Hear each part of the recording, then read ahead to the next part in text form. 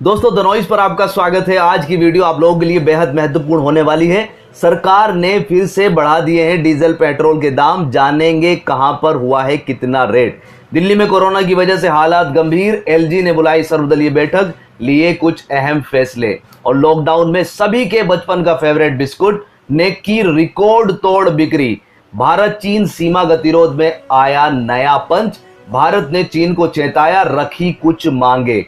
10वीं 12वीं की छात्राओं के खाते में सरकार डालेगी 42.78 करोड़ रुपए। मौसम विभाग ने फिर से जारी किया अलर्ट। तो दोस्तों इन सभी खबरों को इस वीडियो में विस्तार से जानने वाले हैं। अगर चैनल पर पहली बार विजिट कर रहे हैं तो चैनल को सब्सक्राइब जरूर कर लीजिएगा। दोस्तों वीडियो में आगे बढ़ने से पहले एक बार जान लेते हैं कोरोना की अब तक की स्थिति क्या है। हिंदुस्तान की अगर बात कर रहे हैं तो कोरोना मरीजों की संख्या 2,76,146 तक पहुंच गई है। वहीं मरने वालों की जो संख्या है वो 7,750 तक पहुंच गई है। रिकवर होने वालों की संख्या 1,34,667 हो गई है। वहीं पर दोस्तों पूरी दुनिया में कोरोना मरीजों की संख्या का जो आंकड़ा है वो 72,71,067 तक पहुंच गया है। वहीं मरने वालों की जो संख्या है वो 4,11,575 तक पहुंच गई है। रिकवर होने वालों की जो संख्या है वो 35,81,077 तक हो गई है। वहीं पर दोस्तों महाराष्ट्र में कोरोना वायरस के मामले 90,000 के भी पार पहुंच गए हैं। जी हां दोस्तों, महाराष्ट्र में पिछले 24 घंटे में कोरोना वायरस के 2,259 मामले सामने आए हैं। इसके बाद संक्रमितों की जो संख्या है वो 90,787 तक पहुंच गई है। वहीं एक दिन में 120 मौतों के बाद कोरोना वायरस से जान जाने वालों का जो आंकड़ा है वो बढ़कर 3,279 तक पहुंच गया है। राज्य में अब तक 42,000 से ज्यादा लोग ठीक होकर घर जा चुके हैं। महाराष्ट्र में सिर्फ मुंबई में ही 1,760 मामले आए हैं। इन मामलों के बाद मुंबई में संक्रमितों की जो संख्या है वो 51,100 तक पहुंच गई है। तो दोस्तों बढ़ते अपनी पहली खबर की तरफ के लगातार कुछ दिनों से डीजल और पेट्रोल के दाम में वृद्धि हो रही है और आज फिर से डीजल और पेट्रोल के दाम में वृद्धि देखने को मिल रही है। देश में अनलॉक की शुरुआत हो गई है और इसी के साथ पेट्रोल डीजल के दामों में भी बढ़ोतरी का सिलसिला फिर से दोबारा शुरू हो गया है। पिछले 3 दिनों से पेट्रोल के दामों में लगातार बढ़ोतरी हो रही है। मंगलवार को एक बार फिर ईंधन के दामों में इजाफा हो गया है। जानते हैं कि किस शहर में कितना बढ़ा है दाम।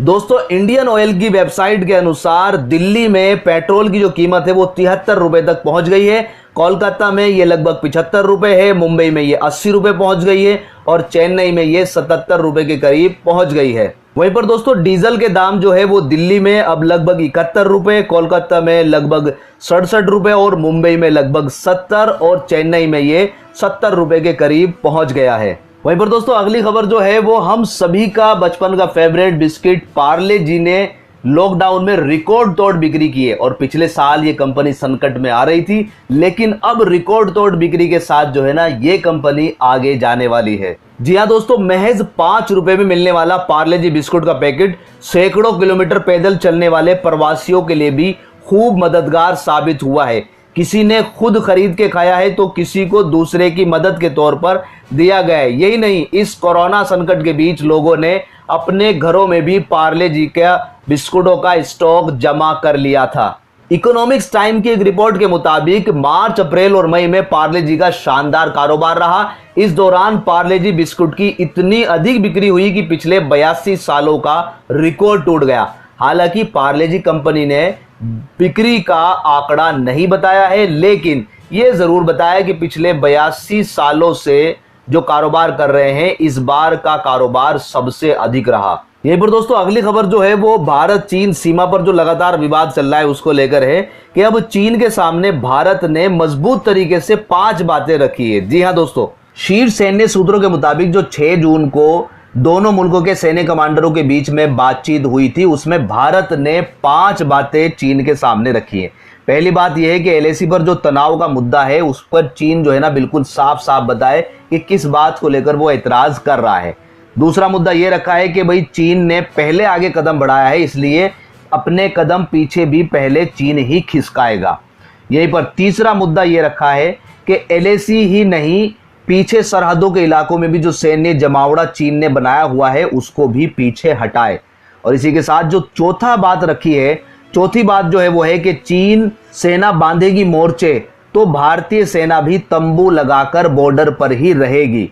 यहीं पर पांचवी बात जो भारतीय सरकार ने रखी है कि चीन ने सड़कें बनाई तो अब भारत के निर्माण पर वो ऐतराज क्यों कर रहा है, क्योंकि चीन पहले सड़कें बना चुका है, लेकिन जब से भारत ने सड़क बनाई है तब से वो ऐतराज कर रहा है। इस पर भी पिक्चर बिल्कुल क्लियर करने के लिए चीन से भारत सरकार ने बोला है। यहीं पर दोस्तों अगली खबर जो है वो राजस्थान सरकार ने एक फैसला लिया है कि 10वीं 12वीं की छात्राओं के खाते में सरकार 42.78 करोड़ रुपए डालने वाली है। जयपुर में गार्गी एवं बालिका शिक्षा प्रोत्साहन योजना के तहत शिक्षा राज्य मंत्री गोविंद सिंह डोटासरा ने 42.78 करोड़ रुपए प्रदेश की 1,02,624 बालिकाओं के खातों में डालने के निर्देश दे दिए हैं।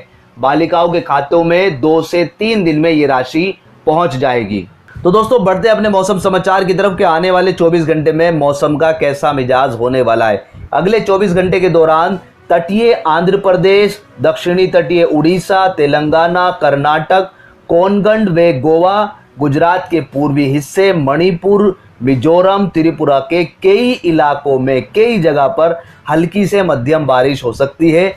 1-2 जगह भारी बारिश का भी अनुमान व्यक्त किया जा रहा है। आंतरिक कर्नाटक, रायलसीमा, मध्य महाराष्ट्र, दक्षिणी मध्य प्रदेश और दक्षिणी छत्तीसगढ़ में हल्की से मध्यम बारिश हो सकती है। पश्चिमी हिमालय क्षेत्रों में पंजाब, पूर्वी बिहार, पश्चिमी बंगाल, शेष पूर्वोत्तर भारत के कुछ हिस्सों में हल्की बारिश होने की संभावना व्यक्त की जा रही है। हरियाणा, पंजाब, दिल्ली समेत उत्तर पश्चिमी भारत में मौसम शुष्क रहेगा और गर्म हवा बनी रहेंगी। तो दोस्तों ये हैं आज के कुछ महत्वपूर्ण समाचार। उम्मीद करते हैं कि वीडियो आपको पसंद आई होगी। वीडियो पसंद आई तो लाइक कीजिएगा, शेयर कीजिएगा और अगर अभी तक भी चैनल को सब्सक्राइब नहीं किया है तो चैनल को सब्सक्राइब भी कर लीजिएगा।